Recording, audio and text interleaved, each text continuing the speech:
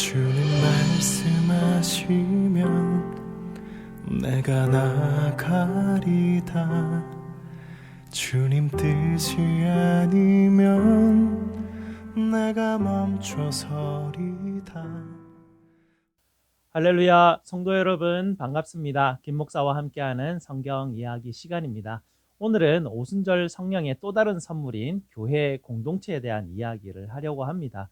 오늘 하나님 말씀 사도행전 2장 41절에서 42절 말씀입니다. 제가 말씀 읽어드리겠습니다. 그 말을 받은 사람들은 세례를 받음에 이날에 신도의 수가 3천이나 더하더라. 그들이 사도의 가르침을 받아 서로 교제하고 떡을 떼며 오로지 기도하기를 힘쓰니라. 아멘. 기원전 586년에 바벨론 왕 느부갓네살은 예루살렘 성을 점령하고 성전을 파괴하였습니다. 그리고 유대인들을 바벨론의 포로로 끌고 갔습니다. 이때부터 유대인들은 세계 각지로 흩어지게 되었고 이들을 디아스포라 유대인이라고 불렀습니다. 이 디아스포라 유대인들은 대부분 고향을 떠났다가 돌아오지 못하게 됩니다. 예루살렘 성전이 파괴되었기 때문에 유대인들은 가는 곳마다 성전 대신에 회당이라는 것을 세웠습니다. 그리고 그곳에서 예배하고 기도하고 교육하고 자신들의 신앙의 정체성을 지켜 나갔습니다. 여기서 중요한 것은요, 이 회당이라는 개념, 이 뜻은 어떤 건물을 지어서 그것을 회당이라고 하기보다는 유대인 성인 남자 10인 이상이 모인 곳, 그곳을 회당이라고 하죠. 이렇게 회당 문화는 시작이 됩니다. 기원 후 70년에 다시 로마 티투스 장군에 의해서 예루살렘 성이 무너집니다. 그리고 재건되었던 성전 또한 파괴가 됩니다. 이때도 유대인들은 뿔뿔이 흩어져서 유대인들은 회당 중심으로 하는 문화가 점점 강해지게 되었습니다.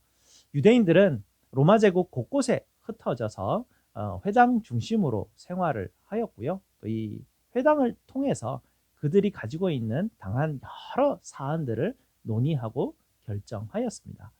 유대인들에게 회당은 단지 성경을 가르치고 기도하는 어떤 종교적인 공간을 넘어서는 곳이었고요. 유대인들의 삶 전체 모든 영역에 구심점 역할을 하는 곳이 바로 이 회당이었습니다. 오늘 우리가 읽었던 오순절 성령 강림 사건은 유대인들에게 익숙했던 회당 문화를 바탕으로 하나님께서 그들에게 새로운 선물을 주시는 사건입니다.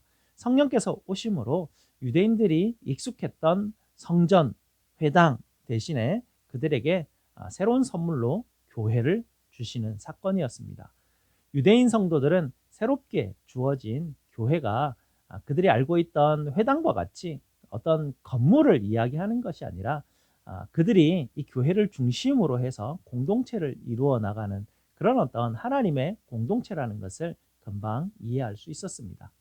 성령의 충만함을 받은 베드로가 설교하자 3,000명이 회개하고 세례를 받으며 교회가 세워지는 사건은 실로 엄청난 사건이었습니다. 그런데 우리가 여기서 궁금한 것은요, 과연 이 3,000명이나 되는 이 수많은 사람들이 과연 어디에 모여 있었을까라는 것입니다. 사도행전 2장 2절에 보면 성령께서 강림하신 장소가 그들이 앉은 온 집이라고만 되어 있습니다. 이 집에 대해서 학자들마다 의견이 좀 다른데요. 어떤 이들은 이곳이 최후의 만찬이 있었던 마가의 다락방이다 라고 하는 분들도 있고요. 어떤 분들은 예수님께서 승천 이후에 제자들이 함께 머물면서 기도했던 사도행전 1장 13절에 나오는 그 다락방이라고 말하기도 합니다. 그런데 2장에 나오는 성령 강림 사건 본문을 가만히 살펴보게 되면 제자들이 성령을 받는 그 장소에 바로 이 3,000명이나 되는 수많은 사람들이 같이 있지 않았을까라는 어떤 그런 그 뉘앙스들을 우리는 읽으면서 받을 수 있습니다. 당시 예루살렘에 3,000명이 한꺼번에 모일 수 있는 장소는 성전밖에 없었습니다. 이렇게 보았을 때 아마 이 120명의 제자들이 다락방에 함께 모여서 기도하였고 그들이 습관대로 매일 성전에 기도하러 올 때 아마 그때였지 않나라고 그렇게 어떤 학자들은 성령 강림 사건의 장소를 이렇게 해석하기도 합니다. 제자들이 한 장소에서 가만히 앉아서 기도만 하였던 것이 아니라 매일 성전, 매일 아침에 성전에서 기도하던 그들의 습관들이 있었기 때문에 성전에 와서 그들이 와서 함께 기도하였고, 그 성전의 어떤 장소에 성령께서 각 제자들에게 임하시고 제자들이 성령의 충만을 받아서 다른 언어들을 말하고 이 소리 나는 것을 그 주변에 있는 수많은 사람들이 듣고 소동하고 놀라는 사건, 그것을 바로 사도행전 2장에 기록된 사건이라고 해석하는 분들도 있습니다. 당시 오순절 절기를 맞아서 온 로마 제국에 흩어져 있던 유대인들이 오순절을 지키기 위해서 예루살렘에 머물러 있었기 때문에 수많은 사람들이 그곳에 있었습니다. 이들이 성전에서 성령 강림하시는 사건을 목격하고 소동하고 놀란 것이죠. 그리고 바로 이때 성령 하나님께서 베드로의 입을 통하여서 그 자리에 있었던 수천의 사람들을 향해서 하나님 나라의 복음을 전파합니다. 성령께서 말씀하심으로 인해서 그 자리에서 3,000명이나 되는 사람이 회개하고 세례를 받고 또 교회가 세워지는 엄청난 역사가 일어난 것입니다. 이렇게 이들에게 새로운 성전과 새로운 회당인 바로 교회 공동체가 세워지는 놀라운 사건, 이것이 바로 사도행전에 나오는 오순절 성령 강림 사건이었습니다. 처음 회개하고 세례를 받았던 성도들에게 성전은 이제 그들에게 완전히 새로운 의미로 다가왔습니다. 더 이상 무너지게 될 이 성전은 그들에게 의미가 없었고요. 이제 부활하신 예수님께서 성령하신 보혜사 성령 하나님이 함께 하시는 새로운 교회 공동체가 시작이 된 것입니다. 새로운 공동체인 교회에서 이들은 하나님 나라를 맛볼 수가 있었죠.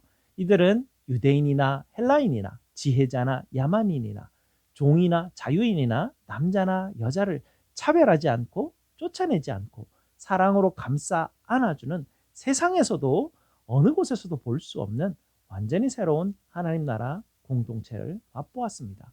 이렇게 교회는 성령이 오시면서 시작이 되었습니다. 교회는 로마 제국 곳곳으로 퍼져가면서 새로운 성전으로 지어져 갔고 회당 대신해서 새로운 회당인 바로 이 교회가 지어진 것입니다. 그리고 2000년이 지나 여기까지 교회는 세워지고 부활하신 예수님과 보혜사 성령 하나님이 함께 하시는 새로운 성전으로 지어져 가고 있는 것입니다.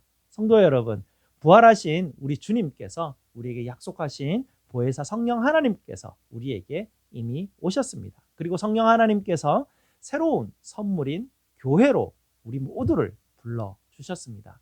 새로운 성전인 교회의 핵심은 바로 예수 그리스도의 사랑입니다. 당시 유대인들과 이방인들이 어떻게 함께 교회를 세워갈 수 있었겠습니까? 여러분, 지혜자들이 야만인들과 같이 어떻게 할 수 있었겠습니까?